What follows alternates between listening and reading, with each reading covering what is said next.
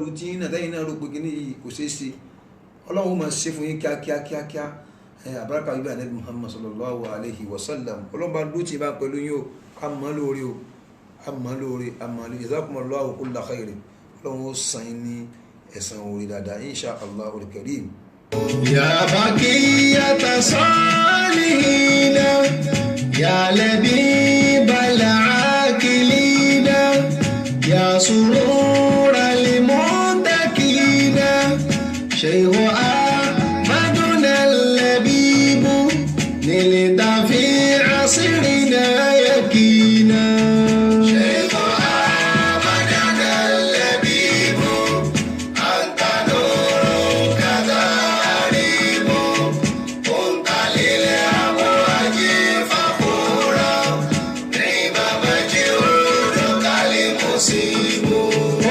A kí gbogbo àwọn àfáà wa alágbàpọ̀ bá wa gba alágbàjì ti jẹ́ tàtàná ọlọ́mọ wa sàlékùn kẹwọn àbálámúnigun àbálárárọ̀ bàbá wa àgbà láìgbà mi lọ́fà bàbá wa olóṣè lọ́fà bàbá wa nípamọ̀rin bàbá wa olóore nìbàdàn gbogbo bàbá wa orí arí gbogbo àwọn abáwálákí pápátá ọlọ́run bá kẹ́ ogun wọn ọlọ́run lẹ́kùn kẹwọn ọlọ́run wọlá àwọn gbogbo àwọn arólé wọn pátápátá látòkè dókè ọlọ́run dákun mọ́ta bàbá dúró tí wọ́n má balẹ̀ wọn jẹ́ àwọn ọmọ náà tá à ń bẹ lábẹ́ wọn tá à ń rákò ọlọ́run já lè nàró ọlọ́run já lè dìde ọlọ́run já lè rìn ọlọ́run já ń rákò kú ọlọ́run já wa náà rìn kó wá jẹ́ káwa náà lójú ká lẹ́yìn ọlọ́run já lójú ká lẹ́yìn ọlọ́run já lójú ká lẹ́yìn já lè gbó kọ́ wọn ga já lè gbó kọ́ wọn ga káwa náà fẹ́rẹ́ ní tí ó gbé tiwa ga lọ́jọ́ ọ̀la ọlọ́run yẹ̀ǹda fún wa fún àlàáfíà fún wa ní okun àti ìmọ̀ lékún mọ́ wa bá a ṣe wáyé àìtún ní ìdìmọ̀ sí ọlọ́run lékún mọ́ wa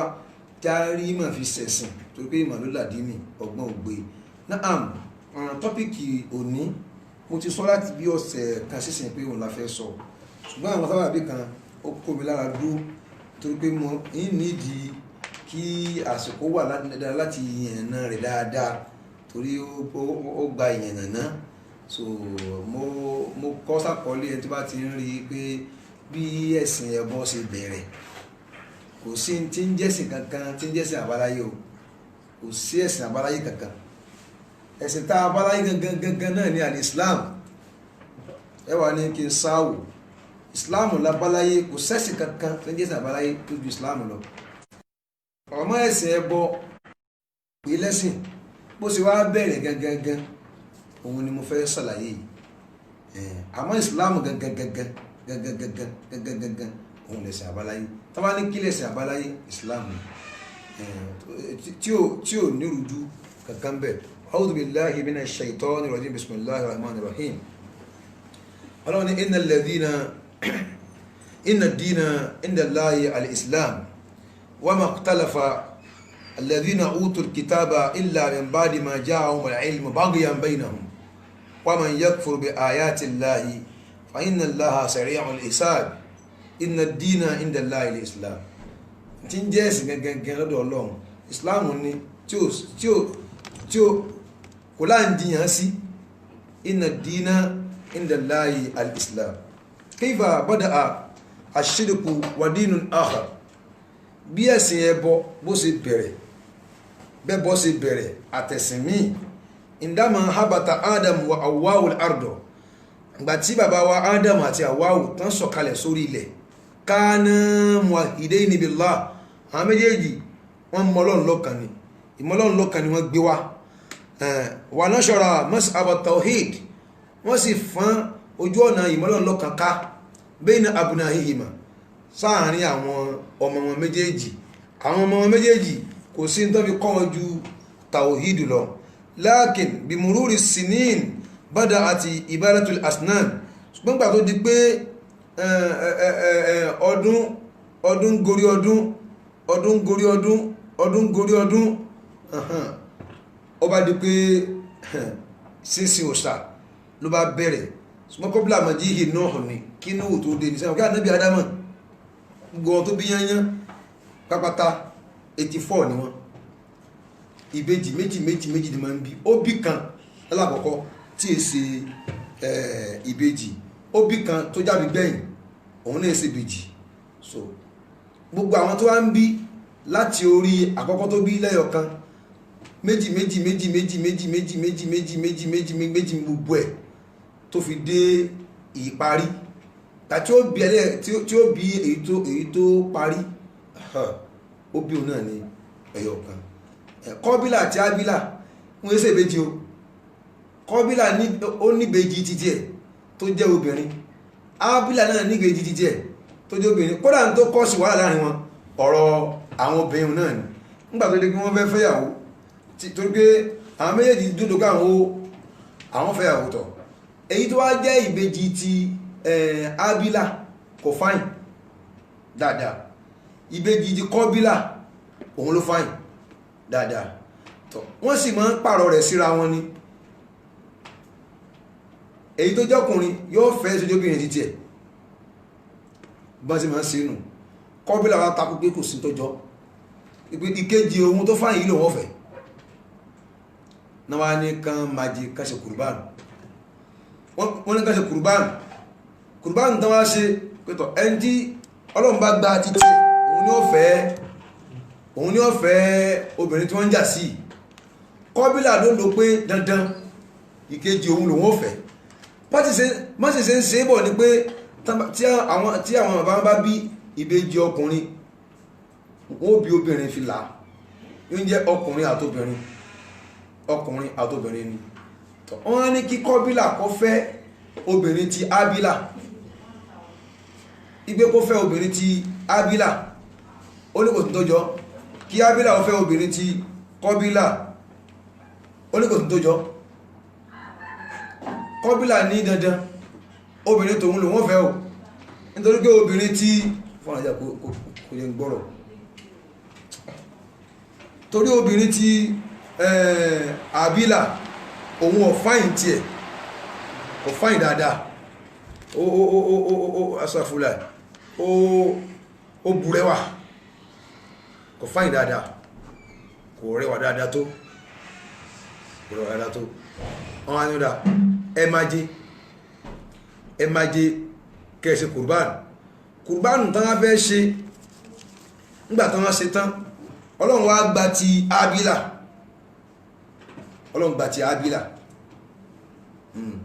kò gba ti Kọ́bílà bínú sí bínú pé òun ò nígbà o bó ṣe pa ìkejì rẹ̀ nù. Ẹ wo bí tí wàhálà ti bẹ̀rẹ̀ láyé mo kàyà síbẹ̀ náà ni o láti fi ta lólobó pé ó ti pẹ́ kìí ṣe pé nísìnyí obìnrin ti ń dá nǹkan lẹ̀ ó ti pẹ́ òun náà ló bẹ̀rẹ̀ ayé la ilaha illallah òun náà ló bẹ̀rẹ̀ ayé. Kọ́bílà wá pa ábílà nítorí pé kùrbánù tán ṣe ìjọsìn tán ṣe tán fi ẹran tìjọsìn wọ́n gba ti ábílà Ọlọ́run ò gba ti Kọ́bílà tí túmọ̀ sí pé ẹni tá a gba ti ẹ̀hún òun ni ó fẹ́ obìnrin yìí ló bá takú pé kò sí lójọ́ àníkò ní fẹsẹ̀ ọgbẹ́ ni wọ́n ti ṣe kùrbánù ṣe pé orí pé wọn ò gba ti ẹ ó bá takú fákọ̀tálà àháù ó bá ọmọ ìyá rẹ̀ ó pa ábílà ṣe rí wàhálà ti délẹ̀ báyìí ó pa ábílà. Gbogbo ìbejì pátá tí wọ́n bí ń jẹ́ 84 40 ń bẹ òun ni ìbejì àwọn èyí tó kù wọ́n bí lára wọn ni ìkan ní parí ìkan ní bẹ̀rẹ̀. Wọ́n ń bí nítorí ìkan lè bá pòdúsì ọmọ wọ́n fi wọ́n fúnra wọn. Gbogbo wa yẹn ọmọ ìyá kan náà ni wá kí tó mú yíò náà jáde nínú nóktọ̀ àti Yíbò àti Tápà àti Haúsá àti Yorùbá àti India àti China àti Ghana gbogbo ìran tó bá jẹ́ nínú èdè ọmọ ìyá kan náà gbogbo wa kí là ń jà sí káwọn kí àwọn kan ní Yorùbá àwọn kan láwúsá àwọn kan ní kíní kan ní tá a lè fi pera wa ní ọmọ ìyá ọ̀tọ̀ọ̀tọ̀ ẹ̀sìn ni ẹ̀sìn tẹ́sí Islam bá pa wá pọ̀ ọmọ ìyá yẹn ládàá ṣùgbọ́n bá a ti jọ ń bọ̀ láti òkè bàbá kan náà ìyá kan náà ló bí kálukú wa àti Fúlàní o àti bẹ́rìbẹ́rì o àti gbogbo ń tọ́ bá jẹ́ yányán ọmọ ìyá ẹnìkejì rẹ náà ni ọ máa wọ ẹnìkejì rẹ bíi pé Ádámù ló bí Háwà ló bí ẹ má para yín mọ́ kí kálukú farabalẹ̀ tó bá ti nà ìbọn sẹ́nìkan tó bá na ìbọn sẹ́nìkan tó fẹ́ pa àbí ọ̀bẹ mọ̀ pé ọmọ ìyá rẹ ló fẹ́ pa torí Ádámù àti Háwà náà ló bí wa ẹnìkan kan yàtọ̀ síra wọn tọ̀ wọ́n á ná yí pé bí ẹ̀sìn ẹbọ ṣe wá bẹ̀rẹ̀ òun ni pé bàbá wa Adam àti Hawa kana muwahhidayni billah, àwọn méjèèjì tawhid náà gbé wá, ọlọ́run náà ni wọ́n mọ̀ lọ́kàn. wa nashara mas'aba tawhid bayna abnahihima, wọ́n sì fọ́n ojú ọ̀nà tawhid ká sáàrin àwọn ọmọ wọn. lakin bimururi sinina bada'at ibadatul asnam, pẹ̀lú pé ọdún ń lọ lórí ara wọn ní ẹ̀sìn ẹbọ, ẹ̀sìn òsà ló bá bẹ̀rẹ̀. ṣùgbọ́n lẹ́yìn kọ́bílà mọ̀jí Nuhu ni, kí ànábì Nuhu tó wá, kó tó di kó dé náà ni ẹ̀sìn ẹbọ ní ti ń bẹ̀rẹ̀ ẹbọ. yakulu al-Kalbiyu, bàbá wa Kalbiyu wọ́n sọ̀rọ̀ fi kìtàbí inú tíra tán pè ní al-asnam. wọ́n ní inna Adama alayhi salam, wọ́n ní Adama kẹ́lọ̀ ń bá wa kẹ́lọ̀ ọlọ́run kọ́ máa bá lamma mata, nígbàtí Adama kú, ja'alahu banu shisa fi magaratin fil jabali alladhi ahbata alayhi Adam bi ardi Hind. àwọn àrọ́mọdọ́mọ ti Ṣíṣù, àwọn ọmọ Ṣíṣù tí Ṣíṣù bí, wọ́n lọ gbé Ànábì Adama sí magaratin fil jabali, ibi òkè kan, òkè yẹn alladhi ahbata alayhi Adam, orí òkè yìí òun ni Ànábì Ádámù sọ̀kalẹ̀ sí gbàtán lé okó nínú àlìjánnà wọn àti ìyàwó rẹ̀. gbàtán bọ̀ láti sánmà, orí òkè yìí náà kọ́ dé sí bí ardi Hind, nílùú Hind. wàyíkọ́ọ̀l lil-jabal, wọ́n ń pe òkè yẹn ní Nóòzù. Nóòzù náà pe òkè yẹn bí kọ́ lọ pé òkè Ìbàdàn, òkè Ìgbẹ́tì, òkè Sóbí, Ṣèbàtúrù, gbogbo àwọn òkè yẹn, òkè Olúmọ, gbogbo àwọn òkè yẹn wọ́n fún wọn lóókọ. òkè yìí wọ́n pè ní Nóòzù. wa huwa akhasabu jabalin fil ard, òkè tó nídẹ̀kùn jù tó sì máa ń pòdúsì nǹkan èso jù lórílẹ̀ níjọ́ náà. al-jabalu allazi ahbata alayhi Adam bi ardi Hind wa yuqalu li jabali Nus, wọ́n pè jabalu yẹn ní Nus. wa huwa akhasabu jabalin fil ard fihi al-ushb war-rutab, àwọn kókó tútù, àwọn nǹkan tó gbádùn ń bẹ lókè. min baruutu, láti níbi baruutu ni, wà baruutu táwí wádùn, kòtò kan níbi Adramut tó wà ní Adramut. bí qaryatin yuqalu laha Tani'atu, níbi oko kan, oko yẹn wọ́n pè ní Tani'atu. haddathana al-Hasan bun Alil, Hasan bun Alil ó bá wa sọ̀rọ̀. qal haddathana Ali ibn as-Sabahi qal akhbarana Abu al-Munzir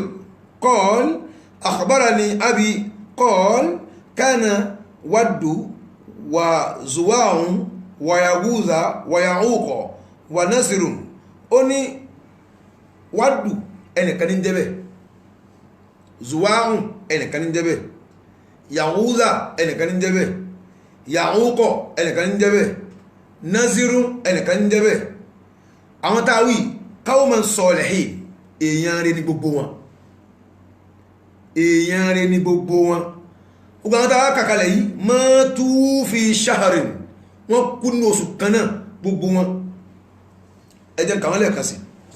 Waddu ó kú nínú oṣù yẹn, Suwa'un ó kú nínú oṣù yẹn, Yaghutha òun náà kú nínú oṣù yẹn, Ya'uqa òun náà kú nínú oṣù yẹn, Naziru òun náà kú nínú oṣù yẹn. àwọn táwí qawman salihin, èèyàn rẹ̀ ní gbogbo wọn yẹnyẹn látòkè dókè, àwọn á kú ní oṣù kan náà. ṣe mọ̀ káwọn èèyàn, àwọn èèyàn dáadáa kan lọ léra wọn, kí ni ó bá ẹnu jẹ́ Ọlọ́run ò kí ló wá dé báyìí. ogun wọn kú ní oṣù kan náà. náà nígbàtí wọ́n kú, fàjásà alayhi su aqaribihi, àwọn ẹbí wọn kí ní ẹpá wọn láyà, inú wọn bàjẹ́ pé ló àgbákò làwọn wá ṣe báyìí Ọlọ́run nínú oṣù kan náà, kí gbogbo àwọn ilé ìsì wà kú tán nínú oṣù kan náà. faqala rajulun min bani Qabil, ọkùnrin kan nínú àwọn àrọ́mọdọ́mọ ti Qabila, nínú àwọn ọmọ ti Qabila, òun bá sọ̀rọ̀ nínú wọn. kí ló wí? ó ní ya qawm, ó lẹ́yìn èèyàn mi, alakum an a'mala lakum khamsata asnamin ala suwarihi, òòsà márùn kan ala suwarihi, kó jẹ́ fọ́tò àwọn tán kú yìí jẹ́gẹ́ àwọn tán kú yìí ń bá yín gbé ère kan tí ère yẹn ó máa jẹ́ ní fọ́tò wọn nígbà tí mo rí pé ó dùn yín tí gbogbo wọn kú gẹ́ra anni la aqidiru an aj'ala fiha arwahan ẹnu pé mi ò lágbára láti fi ẹ̀mí sí ara àwọn nǹkan tí n bá yín gbẹ́ kọ́ wa ń kéwú wọ́n ní kọ́rùnù tí ń jẹ́ kọ́rùnù ní 100 ọdún kan 100 ọdún ẹyọ kan 100 ọdún ẹyọ kan ó wá lọ lórí ìgbà tá a sọ yìí ṣe mọ̀ pé àwọn ẹgbẹ́ ìkánnú àwọn ọmọ kọ́bílà nínú àwọn àrọ́mọdọ́mọ kọ́bílà ló sọ fún wọn pé àwọn tó dùn yìí tí wọ́n kú wọn lọ́wọ́ yìí ṣé mo lè bá yín gbé ère wọn kí n bá yín gbé ère wọn kẹ́kàn máa rí wọn kí ní yín fi máa dùn padà wọ́n ṣe accept nígbà tó sì bá wọn gbẹ́ tán àwọn ọmọ wa kí wọn ó máa yìn wọn yahuza ọlọ́wọ́ kẹ́ o gíníga naziru ọlọ́wọ́ kẹ́ wọ́n sáà ń kí wọn wádù ọlọ́wọ́ kẹ́ o yanni yahukọ ọlọ́wọ́ kẹ́ o wọ́n ń kí wọn wọ́n sì ń patronize wọn wọn ò sìn wọ́n jọ́nà wọn ò sìn wọ́n bí ọlọ́run wọn ò sì rúbọ wọn ò sì kankan wọn ò sì kankan fún wọn ju pé wọ́n kàn máa ń kí wọn wọ́n dẹ̀ máa ń bàbàrà wọn tó pé ọmọ ẹ̀gbọ́n wọn bẹ́nu rẹ̀ àwọn tó jẹ́ kí ọmọ ìyá rẹ̀ ní nínú wọn ó wà nínú wọn àwọn tó jẹ́ kí ọmọ tọmọ ẹ̀gbọ́n wọn bí náà ni ó wà nínú wọn wọ́n máa àzọ́mọ̀ wọn wọ́n máa rìn lọ wọ́n máa rìn bọ̀ lẹ́gbẹ̀ẹ́ wọn wọ́n máa kí wọn wọ́n máa kí wọn ló kí wọn ọlọ́run kẹ́ ọ ọlọ́run forí jì ọ ọlọ́run ṣèkínní kan nǹkan kan. hatta zahaba zalika al-qarnul awwal tí kọ́dúnù aláwọ̀kọ́ fi wá lọ ọdún bí 100 pélé gbà yẹn lórí wà amilati ala ahadi yírdìbùnù yani mahalayil ó bá di pé kìíní ìbá di ọwọ́ yírdìbùnù mahalayil bùnù kainan bùnù anush bùnù shiza bùnù adam mahalayil yẹn yírdìbùnù mahalayil yẹn malayili ni ọmọ kainana ni ọmọ anushi ni ọmọ shizu ni ọmọ adam láyìn shizu làwọn yíhun ti wá láyìn shizu nábi kan nábi adama àwọn kìí tán gbé kalẹ̀ yìí ó tún kan tẹ́nà títí wọn lẹ́yìn 100 kan àkọ́kọ́ táwọn aláwọ̀kọ́ tí wọ́n máa ń pa gbígbẹ́ rẹ̀ tí wọ́n lò pẹ̀lú àwọn kìí márààrún yìí wọn ò dẹ̀ sìn wọ́n bí ó sàkankan wọ́n kàn fi rántí wọn ni because nínú tawhid ẹ̀sìn mọ́lọ́run lọ́kan ni adam gbé wá òun náà ló fi àwọn ẹ̀ lọ́wọ́ kúkú táwọn ni ikú tán fẹ́ pìtì wọn tí wọ́n ń wò pé kò yẹ kán lọ báwọn kankan lẹ́nìkan dìde mọ́sọ́lá ọkọ́ lóní sóhun lè bá yín gbé ère wọn ó sì gbé ère wọn wọ́n sì máa ń kí wọn kì í ṣe kí wọ́n yìn wọn àbí wọ́n fún wọn lọ́gẹ̀dẹ̀ jẹ àbí wọ́n fún wọn lẹ́kọ̀ọ́ mu àbí wọ́n gbé ẹran sí wọn wájú wọ́n èé kí wọ́n èé ṣe kankan fún wọn ju pé wọ́n kàn fi wọ́n ṣe ìrántí lọ nígbàtí kọ́dún àkọ́kọ́ wá lọ wọ́n á mìlá ti ala ahadi yardibunu mahalayil ó bá di pé ọ̀rọ̀ àwọn kìíní tán gbé sínú ilé yìí ó bá dọwọ́ ibùn mahalayil bùnú kainan bùnú anush bùnú shis bùnú adam súnmọ̀ já kọ́dún àkà 100 ọdún mi tó dé fa'azzamuhum أشد من تعظيم القرن الأول عظموه أشد من تعظيم القرن الأول wọ́n bá tún gbé wọn tóbi ìgbé wọn tóbi tí kọ́dún ẹlẹ́ẹ̀kejì yẹn 100 ọdún kejì tó ń pé 200 years òun tún wá àzọ́mù ó tún wá tóbi ó tún wá àṣádù ó tún lé gan jù tàn aláwọ̀kọ́ lọ lé gan jù tàn aláwọ̀kọ́ lọ tó lágbára gan kò tún fúyẹ́ bí tàn aláwọ̀kọ́ òun tún lé súnmọ́ jáhà min ba'dihi alqarnu yàní kọ́nù mi tún dé títúmọ̀ faqalu wọ́n bá àwọn yìí bá sókè ma azamma awaluna ahullahi illa wa hum yarjuna shafa'atahum inda Allah fa'abaduhum wa 'azzama amrahum wa ashaddu kufrihim àwọn kọ́nù ẹlẹ́ẹ̀kẹta tí ń jẹ́ ọgọ́rùn-ún ọdún ẹlẹ́ẹ̀kẹta tí 300 years àwọn bá tún lè ní gbígbé wọn tóbi ju tàwọn aláwọ̀kọ́ lọ àwọn bá gúnlẹ̀ kan sọ pé tọ̀fàkọ́lù ma azọ́mà awwaluna awùláì àwọn ẹni àkọ́kọ́ wa wọn ò dédé máa gbé àwọn kìíní ìtóbi illa wahum yarjuna shafa'atahum nǹkan tí wọ́n ń torí ẹ̀gbí wọn tóbi ní pé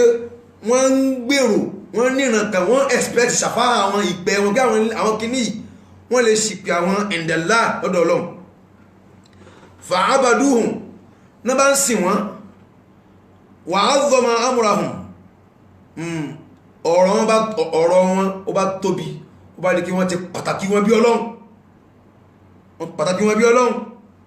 wa ashaddu kufrihim aw ashadda kufrihim ìkọtọlọ́run wọn bá lé faba'atha Allahu ilayhim Idrisa alayhi salam wa huwa akhanuhu bunu Yarid bunu Mahlayim Ọlọ́run bá rán Nábì Idris wá orúkọ rẹ̀ gangan òun ni akhanuhu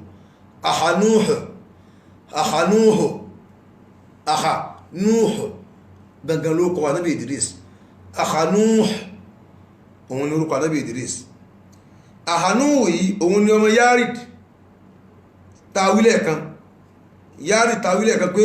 òun ni Yarid bunu Mahlayim akhanuhu yìí Nábì Idris ọmọ Yarid ni bunu Mahlayim bunu Kainan nabiyyan Ọlọ́run gbé Idrisu dìde ní ànábì Ọlọ́run fàdáhùn ó bá pè wọ́n kó ń bí kìíní yẹn pé ẹbọ́ lẹ́ ń ṣe yí àwọn kìíní yẹ sọlọ́hun kí sọlọ́hun làwọn kìíní yìí ṣe ń grab ní bó ṣe ní kìíní yẹn ń bọ̀ wá o àwọn márùn yẹn kú lójijì ní o láàrin oṣù kan ní inú gbogbo ara àwọn ìlú àwọn fámìlì wọn bàjẹ́ ní ọkùnrin kan ní sẹ́kọ̀ wọn gbẹ́ fún wọn o kì í ṣe pé bóyá wọ́n jọ́lọ́hun o ẹ̀sìn Islam ẹ̀sìn tawhid ìmọ́lọ́run lọ́kan ni ó lẹ̀sìn àkọ́kọ́ ká nínú orí ilẹ̀ yìí gbà tánà yàrá máa dé sí orílẹ̀ ìbá ìgbà tawhid ló gbédé tawhid náà ló sì gbé fáwọn ọmọ rẹ̀ náà kì í ṣe pé bóyá ẹ̀sìn kan ní ń bọ̀ ẹ̀tẹ̀lẹ́ o tọ̀ ẹ̀jẹ̀ máa lọ Idrisi rẹ̀ pè wọ́n Ànábì Idrisi pè wọ́n dàáhùn ó pè wọ́n fàkàzàbúhù wọ́n pè nírọ́ wọ́n hàn lé mọ̀ gan ojú àwọn Ànábì Ọlọ́run rí màbò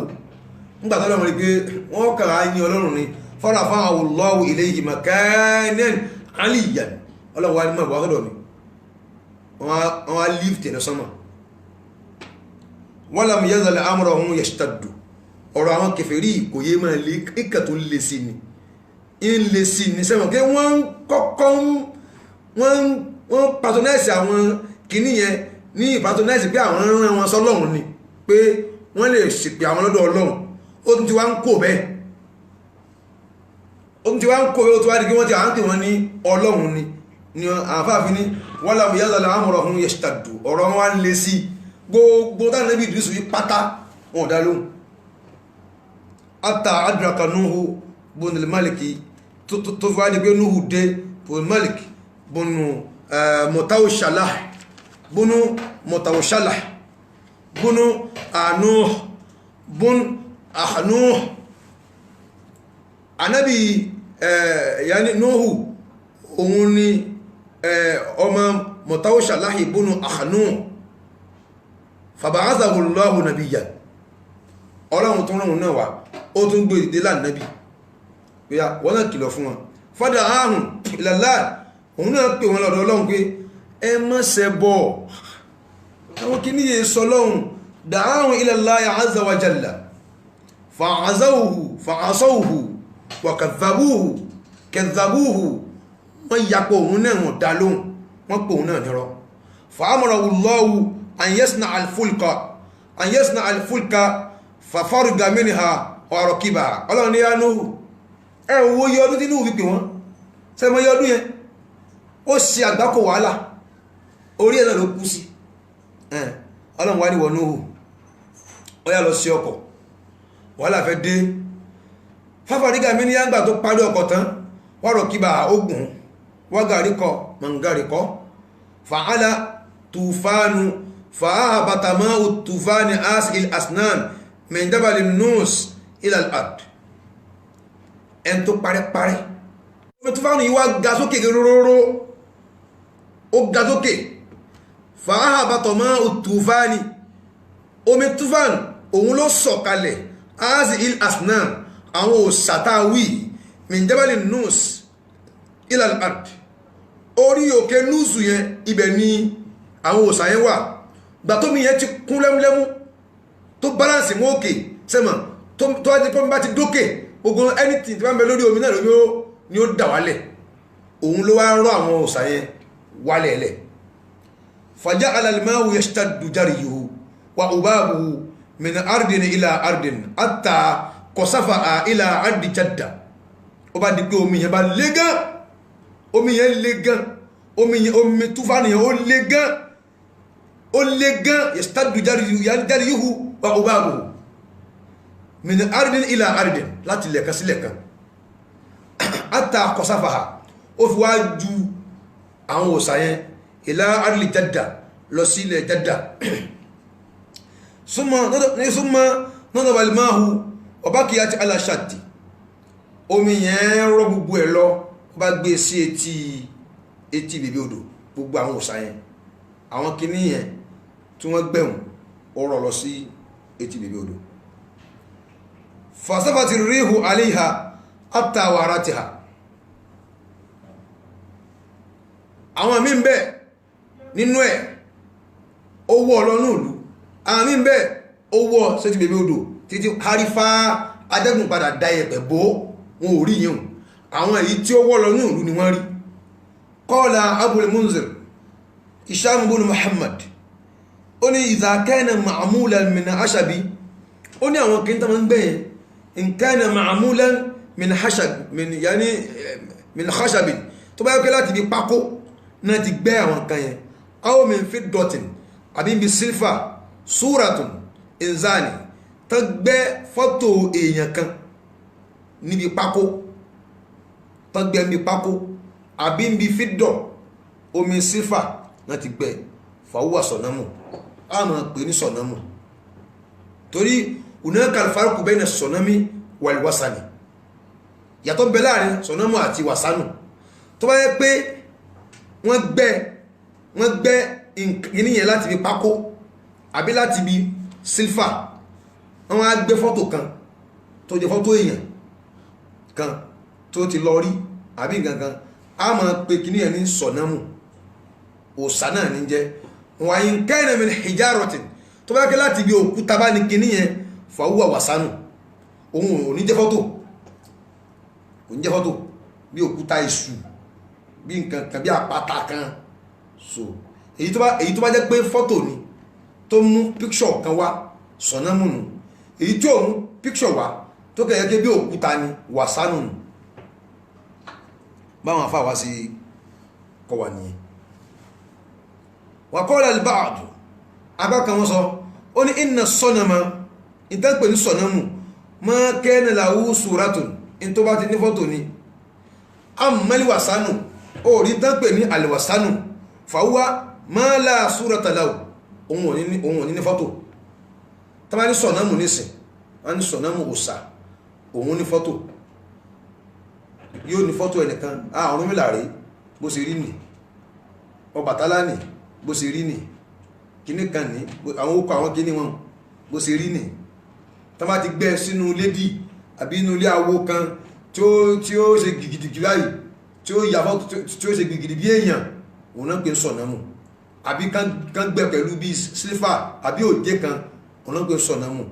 ṣùgbọ́n ètò bá jẹ́ bí òkúta àpáta àbí kankan báwọn tí ó ṣe pé bí ó ní fọ́tò òun náà pè ní wàsánù súnmọ́ ń tàṣàrọ̀ àṣírìkù billahi marratan ukhra ló bá di pé ìṣẹ́bọ̀ pẹ̀lú ọlọ́run ló bá tún gbáyé kan lẹ́ẹ̀kejì sí nígbà bádà máa ìtùfà àti pé omi yẹn mú ló kún lẹ́múlẹ́mú tó fi wá kún dé jabal nuz yẹn okò tó pè ní nuz yẹn tí àwọn ọmọ adama ló gbádámà sí torí ìwáyà méjì ló wá ń pàrọ̀ adama ìwáyà kan sọ pé wọ́n sin sí orí òkè nuz yẹn ni ìwáyà kan ní wọ́n lọ gbé sí orí òkè nuz yẹn ni ìwáyà tó ló wá fún so orí òkè nuz yẹn òun wá ní wọ́n padà dágbà àwọn òsàyẹn sí ìgbà tí òjò tí omi tó fánù dé òun ló tún wá kó wálẹ̀ padà ó kó àwọn kan lọ́rí Jẹ́dà ó kó àwọn kankan sí etí bèbè odò tí etí bèbè odò yẹn atẹ́gùn padà gbá èpẹ̀lẹ̀ lórí wọn ò rí yìí mọ́ èyí tó kọ́lọ́ sílẹ̀ Jẹ́dà òun ni wọ́n rí sumantashara shirku billahi maratan ukhra ó bá dín lẹ́lẹ́kejì ẹ̀sìn ẹbọ bá tún bẹ̀rẹ̀ lẹ́lẹ́kejì wàjá Ibrahim àwọn anábí ọlọ́run wọn ṣẹ̀gbá kò wàhálà Ibrahim tó dé abul anbiya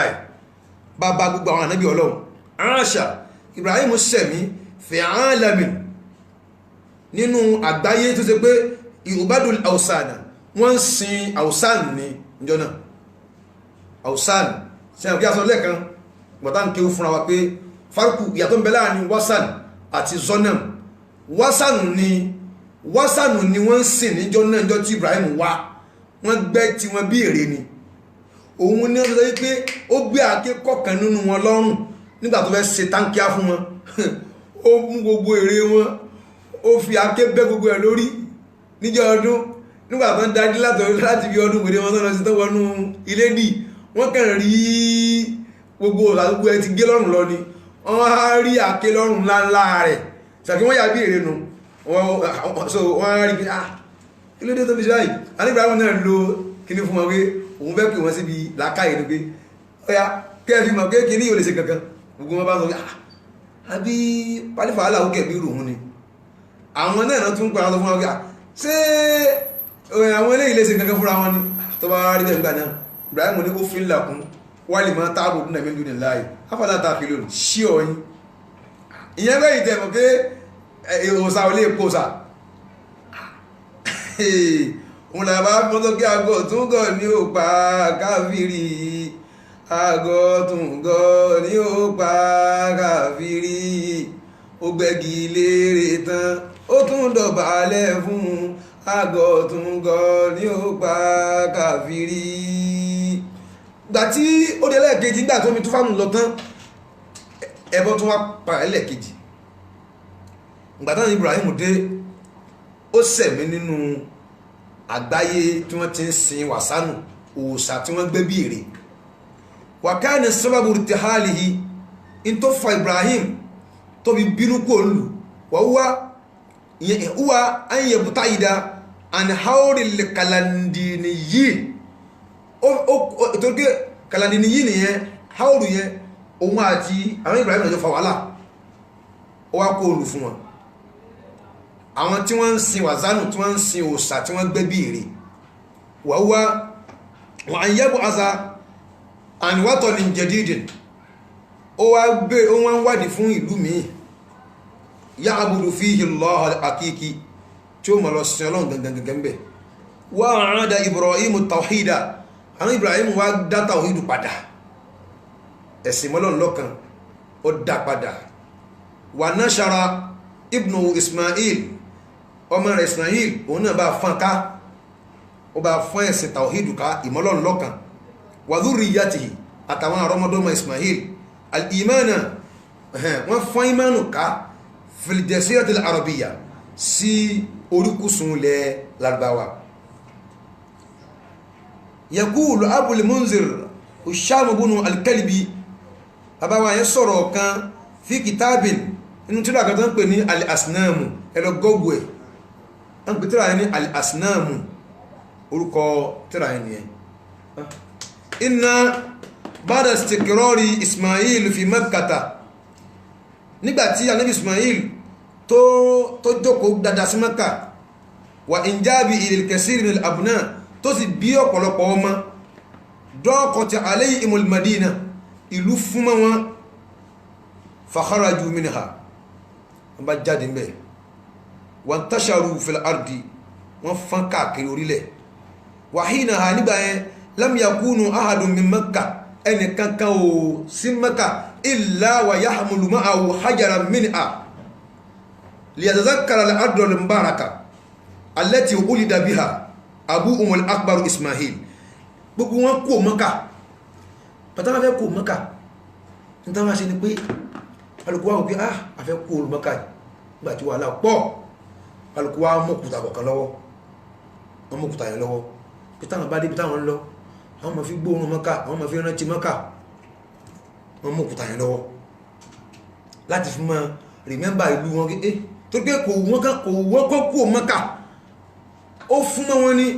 dọ́pàtà aléhìn wàhálà wà fún wọn gan àwọn òkè sáwọn lè dúró nù bí ibà pẹ̀lú wàhálà táwọn ní báyìí àwọn afẹ́ kú òbí kéèyàn fẹ́ kú nílùú Ìlọrin ní sìkẹ́ ọlọ́run ní ìsìfẹ́ kú ògèrè alẹ́mí ọlọ́run ṣùgbọ́n kọ̀díṣẹ́ ó ti wà rántí pé mo fẹ́ kú omi bó ní sì máa rántí ìlú mi kó á mọ̀kúta kan lọ́wọ́ kó máa fi rántí ìlú rẹ̀ gbogbo wọn mọ̀kúta lọ́wọ́ illa wa yahmilu ma'ahu hajaran wọ́n máa ń gbókúta kan lọ́wọ́ láti fi rántí liyatazakkara al-ardu al-mubaraka wọ́n fẹ́ máa fi rántí ìlú alálùbáríkà ìlú Mẹ́kà allati ulida biha abuhum al-akbar tí bàbá àwọn àgbà tó bí ogun wọn sí náà ní Ibrahim summa bada'ati nas'atu ihtirami al-ahjar ló bá di pé wọ́n bá tún di pé wọ́n bá tún wá ń fẹ́ máa sẹ́tìrọ wọ́n fẹ́ máa ṣàpẹ́lẹ́ fún àwọn òkúta yẹn òkúta tó kí àtẹ̀sìkáríyà tí wọ́n fi rántí bọ́n ṣe jáde ń lù ní fọ́kẹ́ wọ́n kà láwọn òyí kìí ṣe pé wọ́n mú jáde káwọn ọmọ lọ sí wọn o wọ́n fẹ́ máa fi remembrance bada àti nas'atu ihtirami al-ahjar àtẹ̀sìkáríyà wa tabjiliha wọ́n bá tún fẹ́ máa gbé òkúta yẹn tóbi summa abadu mastahabbu wa nazu ma kanu alayhi ló bá di kí wọ́n bá ń sin nǹkan tí wọ́n nífẹ̀ẹ́ sí jù wọ́n bá gbàgbé ma kanu alayhi tí wọ́n wà lórí ẹ̀ tẹ́lẹ̀ wastabdalu dina Ibrahim wọ́n pààrọ̀ ẹ̀sìn Nábì Ibrahim wasaru ila ma kanat alayhim al-umam min qablihim wọ́n bá padà sí ibi tí àwọn ìjọ tán ṣáájú wọn tán wà tẹ́lẹ̀ náà níbi mímọ̀ ṣẹbọ mímọ̀ sin òòṣà wọ́n bá padà síbẹ̀. وقال المؤرخ العراقي جواد علي في كتابه bàbá yẹn sọ nínú tírà àwọn tán pè ní al-Mufassal في تاريخ العربي قبل الإسلام ó kọ tírà ní tírà náà وكان أول من غير الحنيفية التي جاء بها إبراهيم عليه السلام òun là kọ́kọ́ Mufassal lẹ́yìn kí n kọ́kọ́ lọ́bẹ̀ tíra Mufassal yẹn fi tarikh al-arabi qabla al-islam tẹ́bàlọ́wọ́n tí ẹ bọ̀rọ̀ yìí bẹ̀ anna ibadat al-asnami inú tíra yìí ló wà pé ẹ̀sìn sínsìn asnami òòṣà òun ni tí mo sọ lẹ́ẹ̀kan pé òun ní nǹkan tí a gbẹ́ látara bí pákó àbí sílfà tó wá jẹ́ fọ́tò èèyàn wọ́n ní anna ibadatul asnami nasharaha shakhasun ẹni tó fán kákàkiri ayé tó fi wá gbáyé kan báyìí shakhasun ẹnìkan ni yúdi Umar ibn Luhayyi underline rẹ̀ Umar ibn Luhayyi òun lẹni tí ó nashara ẹ̀sìn òòṣà òun la ilaha illallah min sadatil arab ó wà nú àwọn aṣáájú àwọn ọ̀gá náà Lárúbáwá wa kana awwalu man gayyara al-hanifiyya allati jaha biha Ibrahim alayhi salam òun la kọ́kọ́ ẹni tó change ẹ̀sìn hanifiyya tánàbí Ibrahim gbé wá ẹ̀sìn tó tọ́ yìí ẹ̀sìn tawhid òun ló kọ́kọ́ change ẹ̀ allati jaha biha Ibrahim alayhi salam eléri ibu rẹ̀ ó sì gba ìpè torí ẹni tó bá bá ṣẹ́ ẹni jẹ́ àìfojú rẹ̀ wò ẹni tó bá bá ṣẹ́ ẹni jẹ́ àìfojú rẹ̀ wò gbogbo wàhálà tán Ibrahim ṣe tó bá wàhálà ẹ̀ ńlẹ̀ tí Idrisi ṣe ètí Nuhu ṣe tí wọ́n ò rí parí Ibrahim ló wá parí ẹ̀ ẹni tó tún wá dálẹ̀ padà lẹ́yìn ìgbà tí Ibrahim ti pẹbọ rẹ̀ tán Umaru ibn Luhayyi ni wọ́n ń pè é ẹ̀yìn àfáwà ẹ̀ ọ̀dà láyẹn tó ló ṣe pé níjọ́ tá bá fẹ́ ṣe ìdánwò táwọn èèyàn jẹ́ oríṣiríṣi nǹkan tó láwọn èèyàn ti dìde páwọn ó ràn wá lọ́wọ́ lórí ẹ̀ báyìí táwọn béèrè lọ́wọ́ àwọn èèyàn pé ta ní jẹ́ Umaru ibn Luhayyi Umaru ibn Luhayyi yìí kí ló ṣe kí ló tọwọ́ ẹ̀ délẹ̀ nínú wàhálà ẹbọ òun là kọ́kọ́ ẹni tí ó tún gbé ẹ̀sìn ẹbọ wá lẹ́yìn ìgbà táwọn Ibrahim ti parẹ́ ẹ̀yin àfa wa ẹ máa kọ́lẹ̀ gbogbo ẹ̀yin bọ̀dá wa náà tiwa ẹ máa kọ́lẹ̀ sọ́dọ̀ mi ó lè tara ẹ̀jẹ̀ mọ́tò ó lè tara táwọn wí ìjẹ́ mọ́kà o àwọn èèyàn ńlá ti dìde páwọn àwọn rẹ́bí àti máa ṣe nǹkan tí mò ń sọ yìí pé ní ọjọ́ àwọn àti bá ti ń ṣe àwọn ẹ̀kọ́ tí a bá rí mú bẹ̀ ẹni tó bá ti mọ̀ ẹ́ set question talẹni tí ó tún dá ẹ̀sìn ẹbọ kalẹ̀ lẹ́yìn ìgbà tán Ibrahim ti parẹ́ kí lórúkọ àwọn òòṣà tí wọ́n gbẹ́ kí lórúkọ àwọn òòṣà tí wọ́n gbẹ́ àwọn òòṣà wọn mélòó ni wọ́n mo ti sọ́lẹ̀ kankan 5 ni wọ́n kí ni yàtọ̀ láàrin sọ̀nàmù àti wàsánù fa asọ́nàmù àti àlìwàsánù kí ni yàtọ̀ láàrin rẹ̀ àwọn question mo ń tró sí yẹn o tó tó pé nígbà tó bá fẹ́ ṣe ìdánwò tẹ́lẹ̀mí ó jẹ mọ́kà tẹ́lẹ̀mí ó jẹlẹ̀ tẹ́lẹ̀mí ó jẹlé tẹ́lẹ̀mí ó jẹ mọ́tò àfá tẹ́lẹ̀mí ó jẹ owó tó pé orí Facebook afẹ́ tún ṣe à ń búra ẹni à ń sọ̀rọ̀ ẹni dọ̀tá àfẹ́ jẹ́ kó wáyé mọ́ kí gbogbo lẹ́yìn mọ́ lọ ẹni tó bá ráyè ebú kọ́ mọ́ bí ebú lọ àwọn ráyè ebú kankan mọ́ afẹ́ mọ́ káwọn èèyàn lẹ́kọ̀ọ́ káwọn èèyàn rí ibi táyé ń lọ kán rí pé kí àwọn èèyàn tinúlé wọn kán dàfà káwọn èèyàn gbénu lé dàfà kan lè bí wọ́n lọ́rọ̀ Islam kan lè sọ bẹ́ẹ̀ni nígbàtí wọ́n lé ẹni anna ibadatul asnami ẹni tó kọ́ tún dálẹ̀ nàṣẹ́rà àṣàkàsùn ẹni tó fànká ọkùnrin kan ní yùdí á wọ́n ń pè ní Umaru bunu Luhayyi ló kọ̀ rẹ̀ jẹ́ min sadatil arab nínú àwọn aṣáájú àwọn Lárúbáwá ni wa kana awwalu man gayyara alhanifiya òun la kọ́kọ́ ẹni tó tún change ẹ̀sìn hanifiya tí a ní Ibrahim ẹ̀sìn tó yẹ ká máa ṣe ẹ̀sìn tawhid ẹ̀sìn ìwọ̀lọ́nà lọ́kan alẹ́tì já àbíyà Ibrahim alayhisalam hina qadima bilada Sham gbà tó wọ Sham ọkùnrin Umaru bunu Luhayyi raha ahla Sham ya'buduna al-asnama ó rí àwọn ará Sham tí wọ́n ń sin òsà wal awsana àti òsà ti wàsánù mo yìí sọ fún ilé kan min dunillahi lẹ́yìn Ọlọ́run ó kúrò ní Mẹ́kà ó lọ Ṣám ó wá rí kí wọ́n ń sin òsà ń bẹ̀ wọ́n ń sin sọ̀nàmù àti wàsánù ń bẹ̀ tán tún ń pè wọ́n lẹ́yìn Ọlọ́run fastahsana zalika wasannahu haqqan ó bá wò pé àìtàn sí yìí mà dáa wasannahu haqqan ó rò pé ó ti tọ́ ní wa kanati Shamu inzaka mahallu rusuli njọ́nà lọ́hùn ìlú Sham ààyè àwọn òjíṣẹ́ Ọlọ́run ni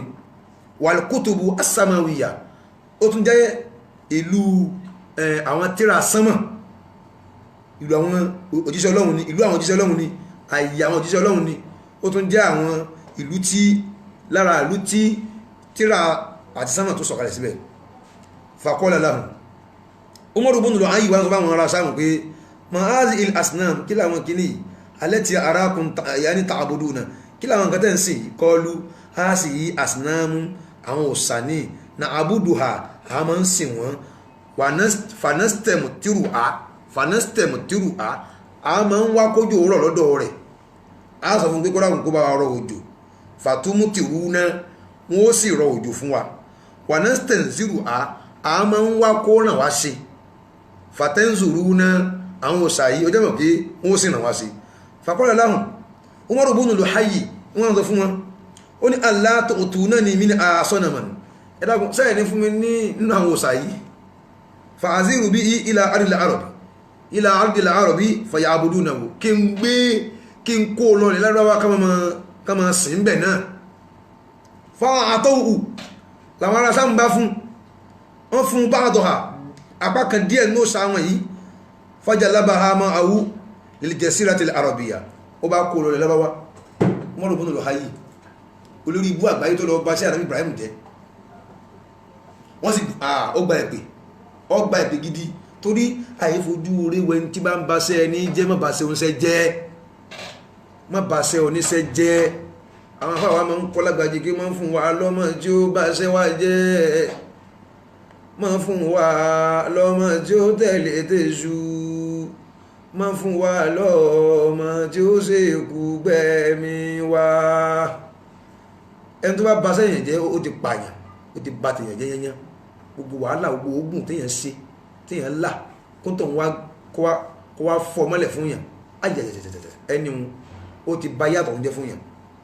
Umar ibn al-Hayy òun ni ó kó àwọn òòṣà yìí lọ láti Ṣáàmù lọ sí ilẹ̀ Lárúbáwá. Wa indama aada ila qawmihi ìgbà tó dọ́dọ̀ àwọn èèyàn rẹ̀ akhbarahum ó fún wọn nírò annahu nama ipò ń sùn fahawa lahu al-jinnu bi makani asnami qawmi Nuhi allazina gariqu bitufani lójú oorun tó ń wà fahawa lahu al-jinnu àwọn àjẹ̀nú bá ránṣẹ́ sóhun wọ́n wá ń fún un ní ìmọ̀ nípa ààyè ibi tí àwọn òòṣà àwọn ìjọ ànábì Nuhu wà alẹ́sìnà gárìkú àwọn tí wọ́n tẹ̀rì bí tùfánì pẹ̀lú omi tùfánì ó fún wọn ní fàbú ó parọ́ fún wọn wáyíyà àwọn òòṣà tá a wí ni khamsatu asnami àwọn òòṣà márùn kan dhakaraha al-Qur'an al-Karim tí Kùránì sọ fún wa Waddu àti Suwa'un àti Yahudha àti Ya'unka àti Nasiru àwọn òòṣà márùn yìí òun ti rí wà indama jaha mawsimul hajj gbà tásìkò hajji wá dé qama bi tawzi'iha ní bá ń pín fún gbogbo àwọn tó wá sí hajji ala al-qaba'ili allati qadimatil ka'batu gbogbo àwọn ìran kọ̀ọ̀kan tó wá sí Kaaba bá ń fún wọn ń gbà òòṣà Yahuza ni òòṣà Suwa'un ni òòṣà Ya'unqa ni òòṣà Nasiru ni òòṣà Waddu ni ìsà ń pín fún alùkú wọn wa min huna láti àsìkò yìí bada àti ibadatul asnam ní ẹ̀sìn kátùmọ̀ sin òsà ló bá tó lé o wà ń tásàrọ̀tí bí sákìlẹ̀ ń wá sí ló bá tún fún kákàkiri ayé bí sákìlẹ̀ ń wá sí ó bá tún wáìdì sí ibi tí kálukú wá mú ti ẹ lọ náà ti ń fọ́ọ̀mù ẹ̀ kíní kan Ọ̀ṣun kò sí ti ń jẹ́ kankan omi lomi ń jẹ́ kò sọ́sùn kankan wallahi al-azim omi lomi ń jẹ́ kò sí Ọ̀ṣun kankan àwọn ẹ̀dá ń bẹ lábẹ́ odò tọ́lọ̀ ń dáhàn síbẹ̀ wọ́n ń lọ tí wọ́n ní báwa náà ṣe ti wà ìlànà ṣe ti wọn ní ìsọlọ́hun wọn ò sì lè rí kankan sí fún yàn wọ́n lè lágbára àti wẹ̀ nú omi o èyàn sọ pé kò sáà nǹkan bẹ nú omi o àmọ́ kò sí nǹkan tí ń jẹ́ ìyọ̀ Ọ̀ṣun kankan kò sọ́sùn kankan. nígbà tí Umar ibn al-Hayy tí ń pín fún wọn gbogbo àwọn tán wá sí Mẹ́kà tán wá sí hajj ń pín fún wọn ló wá di pé wọ́n tún fún ẹ̀sìn ẹbọ ká bí sákìlẹ̀ wá sí pẹ̀lú àwọ̀ tó tún fẹ̀ ó tún wá ìdí ẹ̀ sí sẹ́mọ̀ nǹkan mọ̀ advance sí náà ni báwa ní ṣe wá sí ní sìn tangbọ̀ lamẹ́ríkà yìí sìn tangbọ̀ London tangbọ̀ l'Abuja lẹ́sìn ní sìn náà táwọn tó yẹ láìfù náà wọ̀ wáyé àwọn bàbá wa wọn ò rí bẹ́ẹ̀ sí ó ti yẹ ká kí wọn àwọn tí wọn ò ní tánẹ́ẹ̀tì tí gbogbo tíra ayé wọn gbogbo tíra náwó tán tán fi blend gbogbo wáyé tán fi build gbogbo wáyé ó yẹ ká kí wọn o táwọn kan fóònù lọ́wọ́ nísìn tákàn tẹ ọkọ̀ tí àkọsórí kìíní pàm tóbi wá táàmàká ó yẹ ká kí wọn advance ní bá gbogbo nǹkan sí ló bá di pé ẹ̀sìn ẹbọ ló bá tó fọ́nká pẹ̀lú ṣákìlù tó wà wá sí pẹ̀lú ọ̀nà tó gbà fẹ̀ dáadáa wọ́n tún ṣe wákọ̀ di bayyana rasulu sallallahu alayhi wa sallam anábì sàlàyé masiru àpadà sí Umar ibn al-Hayy yìí wàsúwì ákìbátì àti àtibọ̀tán ibú tó padà bá kànáà fi sọ̀híhì bó ti wà ní sọ̀híhì Buhari àni Abi Hurairah qala Rasulullahi sallallahu alaihi wasallam ó ní ànábì ní ra'aytu Umar ibn Amir al-Ausa'i yujarru qasabahu amahahu fi an-nar ó lóun orí tí wọ́n ń wọ́ parí kẹrẹ báyìí agbárí ẹ̀ báyìí ìpákọ́ rẹ̀ wọ́n ń wọ́ nínú náà báyìí àti abonú rẹ̀ fi náà rí nínú náà torí òun ló lọ gba ẹ̀sìn òfò wá láti Sham Ànábì ní òun rí nínú náà fakana awwalu man sayyaba sawahiba òun ló kọ́kọ́ dá wàhálà ilẹ̀ tó fẹ́ gbogbo kìíní ká fi riwayati wọ́n ní awwalu man gayyara dina Ibrahim ẹni tó kọ́kọ́ tẹ́ǹjì ẹ̀sìn Ànábì Ibrahim gayyara millata Ibrahim al-Hanifiyya tó kọ́ tẹ́ǹjì ẹ̀sìn Ànábì Ibrahim tó jẹ́ ẹ̀sìn tó tọ́ ẹ̀sìn tawhidu yìí òun ni Umar ibn al-Hayy òun náà sì wà nú ẹni tí ètò ń jóná lọ́wọ́lọ́wọ́ ìwọ náà yà máa tó ṣe kí n mọ̀rọ̀ fún wọn bẹ̀rù máa tó ṣe o má bá sí àwọn ẹni ọlọ́run jẹ́ má bá sí àwọn àgbàlagbà jẹ́ ẹ má try ẹ̀ tẹ́ bá try ẹ̀ ẹ wà tí bọ̀ tán Umar ibn al-Hayy gbogbo ẹni tó bá ṣe kinní kan kó gbà pé àwọn èèyàn tó bá ń ṣe lẹ́yìn òun commission rẹ̀ orí òní mọ̀ lọ ó sì lè ti kúnjọ́ náà wọ́n lá mọ̀ yá al-Islam pàtí Islam wá dé wà fún ti àti Mẹ́kà nígbà tí wọ́n wọ Mẹ́kà tí wọ́n sì fàtíwù Mẹ́kà amara rasulu sallallahu alayhi wa sallam bi tahtimil asnami anábì ní kama lọ́rùn àwọn òsà gbogbo òsà tí Mẹ́kà pátá tí wọ́n rúgbónú ayé tó dálẹ̀ ó yá ẹ má lọ́rùn gbogbo ẹ̀ hawla al-Kaaba tó wà ní gbogbo ẹgbẹ́ Kaaba wà bahatha ath-tharaya anábì bá gbé àwọn ìjọ ogun dìde li idhalati kan lọ máa rún ká máa yẹ̀dànù káfàtíl àwòsàn gbogbo tí ń jẹ́ òsàn àwọn òsà tó dàbí òkúta tí ìsẹ̀kú fọ́tò èèyàn ló gbé wá tó kàn ti gìdìrì kalẹ̀ tán rọ́pò sí lórí tán dú ẹran sí ká máa lọ fọ́ gbogbo ìdànù ẹ fọ́ gbogbo ìdànù lí àádàtí diyanati tawhid maratan ukhra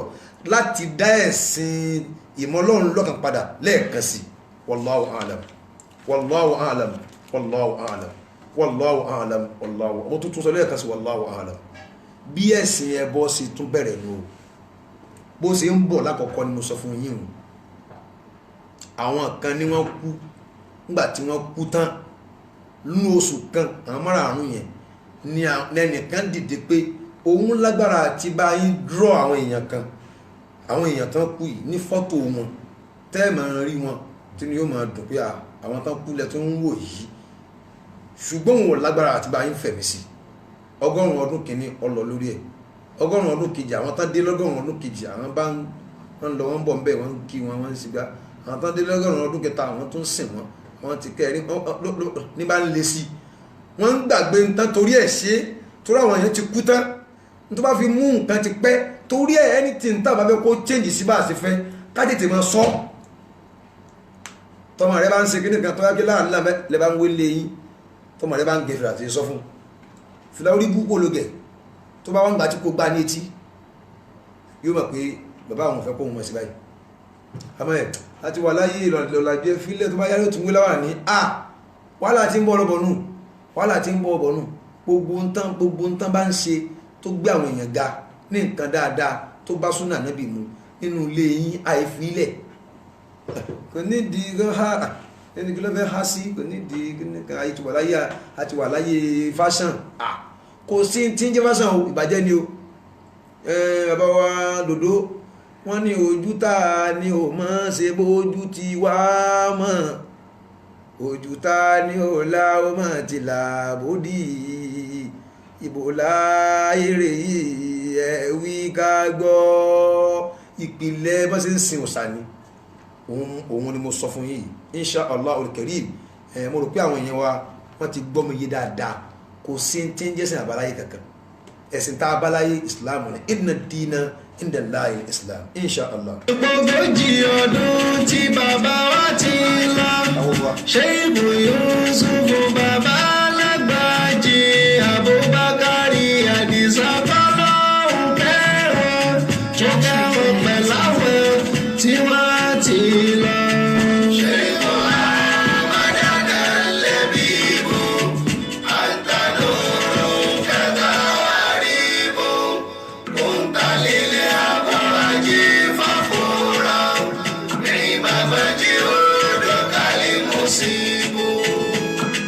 حفظك الله ورعاك شيخنا أحمد اللبيب حسبك الله والنبي من حسود وشر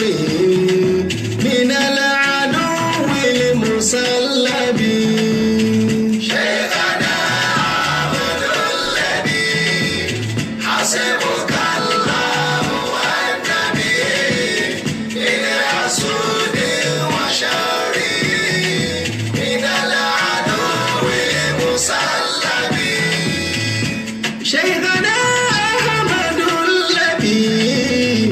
حسبك الله والنبي من حسود وشر المسلم شيخنا عبد الذي حسبك الله والنبي من حسود وشر من العدو المسلم ربنا كن حفيظا من عيون كعكرب زد له الامن والنجاة كل يوم بعقاب شيخنا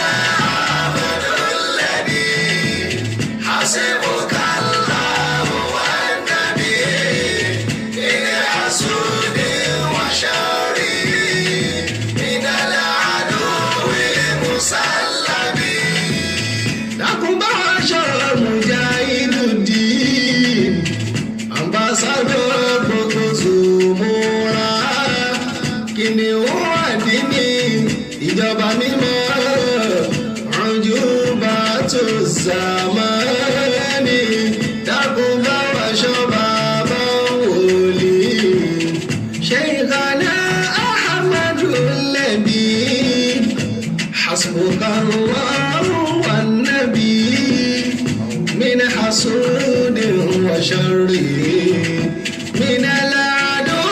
المسلم شيخنا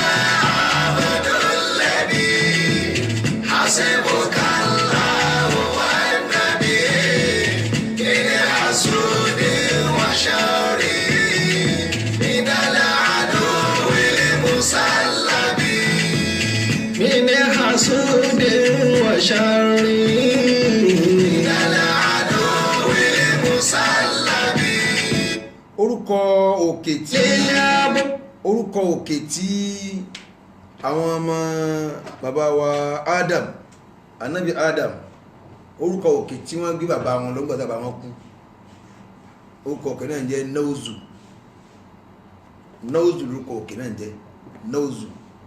lórúkọ òkè náà jẹ́ nítorí pé a padà ṣe a béèrè lórí ẹ̀ lọ́wọ́ ẹ̀yin èèyàn wa nígbàtí a bá fẹ́ béèrè ìbéèrè tá fẹ́ béèrè yìí oríṣiríṣi nǹkan lèyìn ó jẹ́ ń bẹ̀ ọ́ ẹlẹ́mí ó jẹ owó ẹlẹ́mí ó jẹ ẹ̀bùnmí ẹlẹ́mí ó jẹ mọ́tò ẹlẹ́mí ó jẹ mọ́kà kò sí ní tẹ́lẹ̀ jẹ́ ń bẹ̀ ọ́ torí àwọn èèyàn tí Ọlọ́run kẹ́ àwọn èèyàn tọ́lọ́run rán náà sọ fún wa pé ẹ bẹ̀rẹ̀ sí ní máa sọ̀rọ̀ ìmọ̀ lórí Facebook ẹnìkan gbọ́ ẹnìkan ṣe kí ká gbìyàn tì ẹ jẹ́ káwọn èèyàn jàǹfààní ayé ibi tẹ́lómi wà jìnà sí Nàìjíríà tí kò sí bá ṣe ń ṣe nílùú tí wọ́n wà kò sí wà sí ojúmọ́ ń bẹ̀ wọ́n lè gbọ́ so gbogbo táwọn bá ti sí Facebook nǹkan làwọn máa ń rí ẹnìkan gbọ́ ẹnìkan pẹ́ ẹnìkan lórí ibú ẹnìkan wọ́n wá ń pè wá kí afárá dákẹ́ stop ẹ máa bá nǹkan mi lọ dákun irú kí ni káwọn bá lọ wọ́n bá ní nǹkan báyìí àwọn ó sì kún yín àwọn ràn yín lọ́wọ́ wàláhì àwọn ràn yín lọ́wọ́ gbogbo bí tó bá fẹ́ dé nípa nǹkan tá ní wọ́n bá lọ ẹ máa ń so á wà lẹ́yìn àkọ́dà tó bá gẹ́yìn òní ẹni bá yà kó mi ọ̀rọ̀ à ń jà à ń búra wa níbo mo ti rójú à ń sọ̀tẹ̀ kiri níbo mo ti rójú à ń jà kiri èmi tí mo ní ilé alára ọkọ èmi tí mo fẹ́ lé alára ọkọ o níbo mo ti rójú à ń sọ̀tẹ̀ kí so ìtẹ́ ẹni àmọ́ sí láti ń ṣeun ẹnìkan tún ti text mi wọ́n ti fún wa ní tọ́pìkì táwọn afẹ́ká tún bá wọn sọ àwọn kan ní ká sọ̀rọ̀ nípa rìbá owó èlé àwọn kan ní ká sọ̀rọ̀ pé ìbò là ń lọ lẹ́yìn ikú ìyẹn ni pé alhayatu ba'da al-mawti ìṣẹ̀mí lẹ́yìn ikú kí la tàbá ti kú tán só tánù àbí àbá tún lọ bí kan ìṣẹ̀mí lẹ́yìn ikú alhayatu ba'da al-mawti ìṣẹ̀mí lẹ́yìn ikú àti àríbà owó èlé inṣàlá tọ́pìkì tó kẹnu ni òun bí a kákọ́ sọ alhayatu ba'da al-mawti ìṣẹ̀mí lẹ́yìn ikú náà káwà bọ́ síbi àríbà torí ríbá yẹn ó lè máa gbà wá lẹ́ẹ̀kan láti parí ẹ̀tàn lẹ́ẹ̀kan náà á wọ̀ bẹ̀ dáadáa ṣùgbọ́n orúkọ òkè tí àwọn ọmọ ànábì Ádámọ̀ tí wọ́n gbé bàbá wọn lọ òkè yẹn jẹ́ Náúzù ní jẹ́ ibẹ̀ náà gbé bàbá wọn lọ Náúzù òkè náà akhasabu jabalin fil ard ní orí ilẹ̀ ayé tó lọ dáì òkè tó nídẹ̀kùn jù tó hu nǹkan tútù jù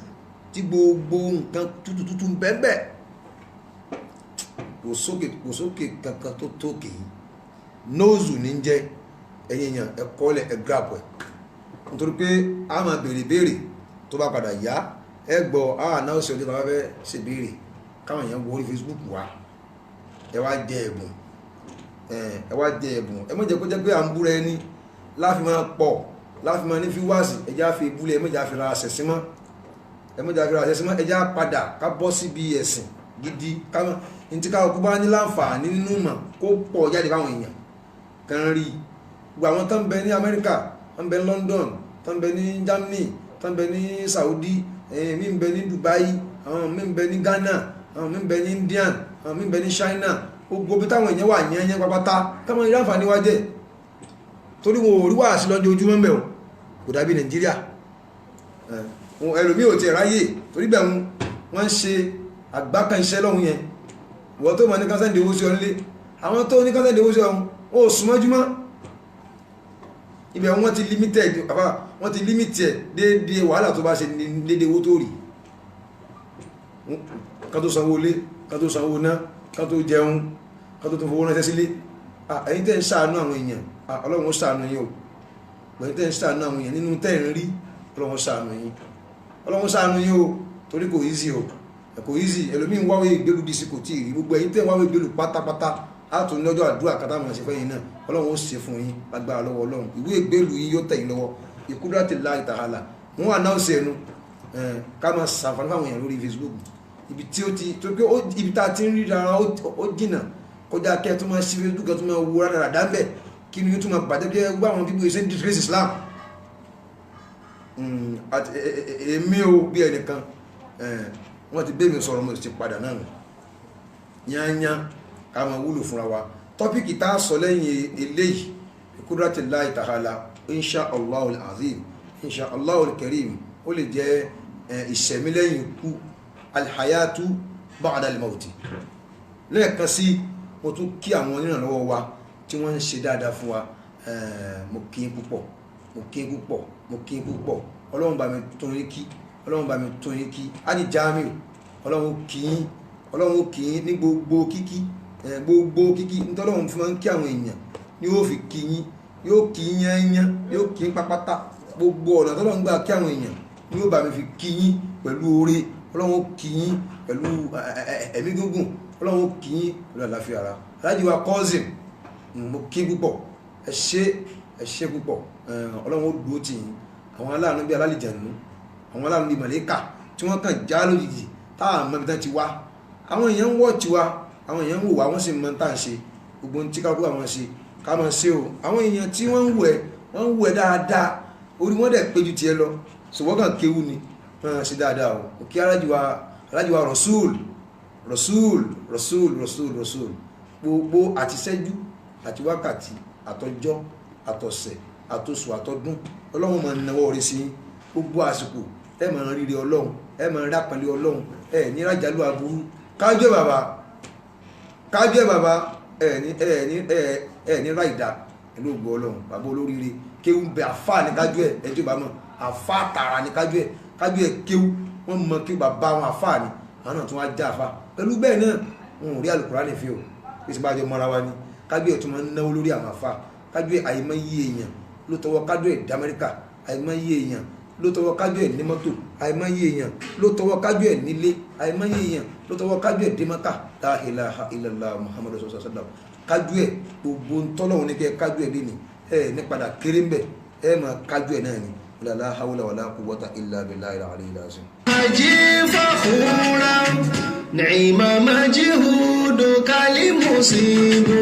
Aláàjì wa ọmọ Kẹ́hìndé Àlàdé ọmọ Kẹ́hìndé Àlàdé akin èèyàn ẹni tí kì í jàrámù rárá wọ́n dẹ̀ confam níbi ká sóore fún yàn ọmọ Kẹ́hìndé Àlàdé ọlọ́run bá wa kẹ́ mọ̀mọ́ ọlọ́run ṣàlékún kẹ́ fún mọ̀mọ́ ó ṣàlékún kẹ́ fún mọ̀mọ́ ó wá ṣàlékún orí yín gbogbo dáadáa tẹ́ ń ṣe fáwọn èèyàn ọlọ́run ò nílò ládàá tó pọ̀ ládàá tó nara tán ọlọ́run fún alájí wa Kẹ́hìndé Àlàdé l'Amẹ́ríkà ní ṣubú o wallahi ní ṣubú nífẹ̀ẹ́ ṣubú bí qudratillahi ta'ala. Salamu alaikum. Salamu alaikum. Hello. Salamu alaikum. Alaikum salam. Ẹ kú lẹ́sà. Alaikum salam. Jẹ́ orí ètò àbá àti ìgbàgbà ìgbàlẹ́bà sọ̀rọ̀. Èmi náà mo sọ̀rọ̀ yìí sà. Ẹ máa bá. Hello sà. Lọ́pọ̀. Àwa ni ẹ sà. Ìrọ̀lá máa rọ̀ ṣáwá o. Àmì sà. Àwọn àdúgbò ẹ̀yìn mo ní kí náà ni. Àwa ni ẹ sà. Ìrọ̀ àmà ọ̀fẹ́mi bá yín lọ́ta. Ta ló sọ̀rọ̀ sà? Ìrọ̀lá. Ìrọ̀lá ló sọ̀rọ̀, àìsí alẹ́ ló sọ̀rọ̀. IB. Hello. Àìsí alẹ́. IB jẹ́ alẹ́. Alẹ́. Alẹ́rì. Bẹ́ẹ̀ni. Láti ìlú olè tí ń sọ̀rọ̀. Barakallahu fikum. IB ọlọ́run ṣàlékún orí yín àwọn èèyàn wa nù wọ́n láwọn fẹ̀mí bá wa lọ lóògbọ́ ọlọ́run àwọn náà fẹ̀mí àwọn fẹ̀mí bá yín lọ. Mo kí alájí wa èèyàn ńlá alájí wa Kozim inshallah ẹkú múra bẹ́ẹ̀dẹ̀ Jímọ̀ tí ń bọ̀ yìí náà ni lóògbọ́ ọlọ́run àjọṣe náà ni bi qudratillahi ta'ala gbogbo alájọṣe Jímọ̀ tí ń bọ̀ yìí lóògbọ́ ọlọ́run níjọ́ Jímọ̀ tí ń bọ̀ yìí àjọ nara tán aṣàdúà àjẹ kéèkì gbogbo nǹkan lájẹ àwọn náà gé kéèkì yà yìí àjẹ kéèkì fún alájí wa Kozim níyà yìí gbogbo ibi tí yẹn bá wà náà ni kéèkì lè ba gbogbo ẹni tó bá rí láti jẹ kéèkì á fún yín o so ẹsẹ̀ ní division yín ká fi sínú WhatsApp fún yín gbáhùn kéèkì ó mọ̀ lẹ́nu anybody á mọ̀ jẹ kéèkì lọ́n ti wa torí ó yẹ kéèyàn dúpẹ́ ọjọ́ ìbí ẹ̀sọ́jọ́ ọkú àti ìjọ tó bá bíyàn ìjọ tó lágbára ni ìjọ tó bíyàn èèyàn lè mọ ìjọ náà ìjọ tí yẹn bá sọkú náà èèyàn lè mọ ìjọ náà tọ́ àmọ́ tá a bá wá ń dúpẹ́ ọjọ́ ìbí tá à ń dúpẹ́ rẹ̀ pé ọjọ́ tó bí mi yìí tá à ń dúpẹ́ rẹ̀ tó lórí condition tí yẹn bá bára rẹ̀ bí alhamdulilayi mo wà níbi tó dáa tí ó bá ti báyàn níbi condition tí ó wù yẹn náà èèyàn lè fi ọ̀hún tọrọ ọlọ́run wọlé ajọ́ tó bí mi tó bá yé rẹ̀ dákun fẹ́ ní sínú ayé mi dákun ọlọ́run èèyàn lè fi ọjọ́ ìbí tọrọ tí ń fẹ́ ọ̀dọ̀ ọlọ́run yóò jẹ́ kẹ́mi yóò gùn ẹni tó ń tẹ́ ti kápá tẹ́ ti jù lọ kò ní padà jù ní lọ la hawla wala quwwata illa billahi al-aliyyil azim.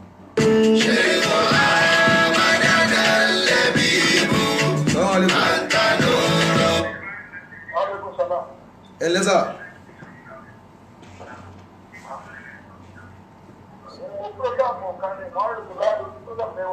bẹ́ẹ̀ ni sà bẹ́ẹ̀ la wa.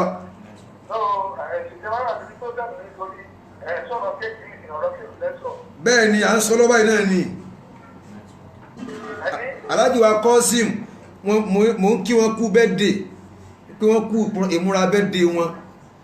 bọ̀ orí program náà la wà gbogbo ayé ti gbọ́ yín báyìí.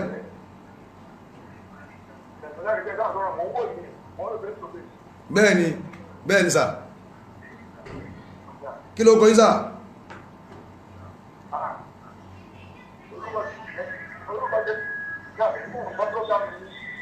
Kí lẹ́ wí sà? Mo ń gbọ́ báyìí.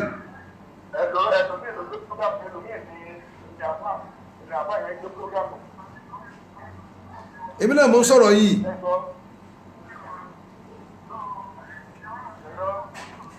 Sáfíìsì ló ṣe bẹ́ẹ̀, èmi náà mo ń sọ̀rọ̀ sẹ́. Náà. Ọlọ́run ọba yóò jẹ́ kí ẹkùn lẹ́nu. Àmísà. Ọlọ́run ọba yóò ṣe dáadáa. Àmísà. Gbogbo ọba tí ẹ ti gbé ṣe kò ní fẹ́. Àmísà. Tó tún bọ̀ lọ́nà wọ́n ọ̀pọ̀ náà dáná àríyá. Àmísà. Aláàjì Ọláyọdé ló kọ̀. Ọláyọdé. Ọlọ́run jàre gbẹ́sà. Ọmọ ọba. Aláàjì Ọláyọdé ọmọ ọba. Ọlọ́run jàre gbẹ́sà. Ọmọ aláàjì tó kẹ́ Yes sir. ṣe ìgbà ìpàdé. ok Ẹ̀sìn ọkàn balẹ̀ kò ní sí ìkọ̀dẹ̀ rẹ̀ nígbà amisa ẹ̀ẹ́dẹ̀ rí ìjákulẹ̀.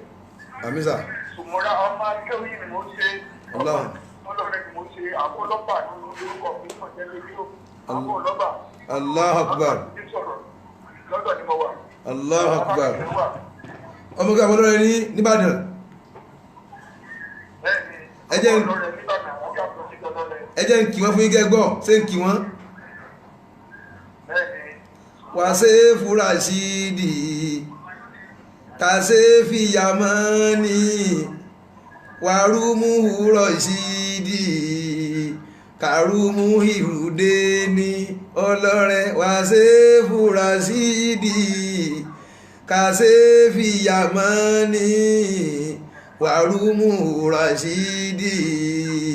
Karumu Hirudeni ọlọ́run ti jẹ́ ìpínlẹ̀. ìkan nínú orin wọn ẹ jẹ́ kọ mí fún yín ṣe kọ mí fún yín Ilé rí onídìgá ẹ̀kọ́ mi fún mi, ìgbéga ẹ̀kọ́ mi rí. wàrà ètù ọ lọ́rẹ́ fílì wàgà mútakọ́ libà ṣe bàwà rúmú wàrà ètù ọ lọ́rẹ́ fílì wàgà mútakọ́ libà ṣe bàwà rúmú ẹ ṣeun sà ọlọ́run ìjà rí gbẹ́sà ọlọ́run sàlékún orí lọ́hùn pẹ̀lú ògbọ́ ọlọ́run ẹ̀ní jábọ́. Láìlá ìlàlá. Bọ̀dẹ́kà lọ́wọ́ bí a máa dìkà. Àmín. Ayẹ́kọ̀ọ́ wọ́n fẹ́ yàtọ̀ kọ́ láàrin níkà. Àmín. Ọlọ́run ọba yọ̀ọ̀dọ̀ rẹ̀ ní yóò tẹ̀lé kẹ́kùn lẹ́nu. àmísà àmísà Ẹ̀yin bàbá, bí mo ti dá sétò yìí, èmi náà bẹ́ẹ̀ ni ọ̀dọ́ ọmọ mú mi mà, ọ̀dọ́ ọmọ inú mi rẹ̀ dùn, wọ́n sọ mí lẹ́yìn látọ̀dọ̀ wọn. bàbá ọlọ́rẹ̀ Ọ̀dọ́ ẹni mọ̀ jẹ́ láyé.